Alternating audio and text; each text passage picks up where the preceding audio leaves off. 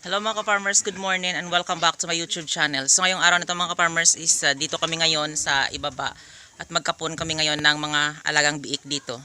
So tara mga ka-farmers, samahan niyo ako sa aking pagkakapon ng mga biik.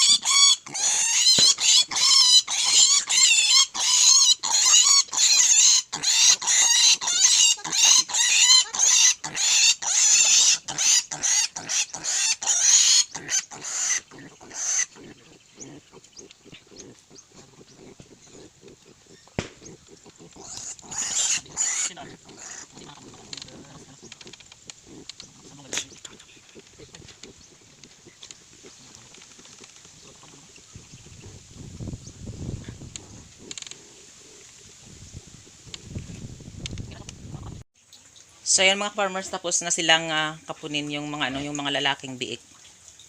So ayan, apat silang yung kinapon diyan mga farmers para mabilis sila para mabilis sila lumaki at saka mahirap talaga mga farmers kasi meron na silang meron ng edad yung mga yung mga alagang baboy na ito is yung iba 2 buwan na dito at yung iba is 1 buwan at 2 weeks mga ka-farmers. So mahirap na talaga silang kapunin kasi meron na talaga silang hindi na sila sa tamang proseso ng pagkakapon kasi meron na silang mataas na yung kanilang edad mga ka-farmers. So mahirap talaga kapunin mga ganitong native pigs kasi yung iba maliit pero yung kanilang yung kanilang buwan is mga 2 months na.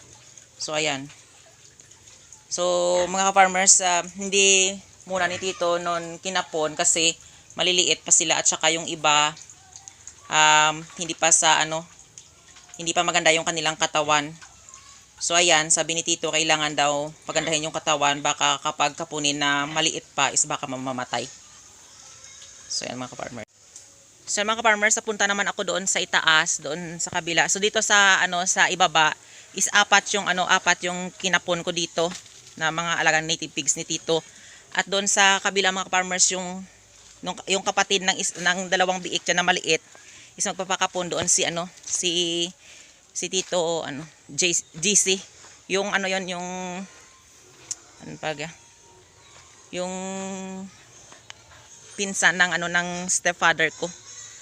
So yan dito kami pupunta ako doon sa kabila lang, dyan lang. Yan talaga mga ka-farmers ang kagandahan dito kasi kapag marunong ka talaga magkapon ng mga ng mga alagang baboy or biik. So yung bayaran dito mga ka-farmers ng isang biik is 150 pesos. So dito sa amin kasi kamag-anak lang kami at syempre kapos din sa pera. So ayan yung nagtutulong-tulungan na lang ba. So ayan yung wala na lang bayaran. Ayan. Pero kapag sa iba mga ka-farmers, hindi pa naman ako nagkakapon sa iba. Dito lang sa amin yan. So kami lang na magkamag-anak. Nagtutulong-tulungan lang para din sa ikaganda ng buhay. So ayan.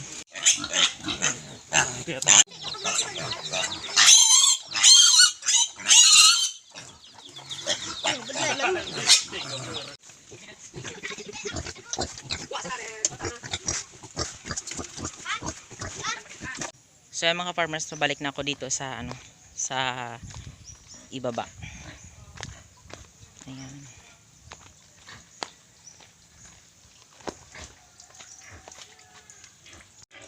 Sa mga ka-farmers, 3 araw sila na hindi sila pwedeng mabasa ng ano, na hindi mo sila pwedeng basain ng tubig.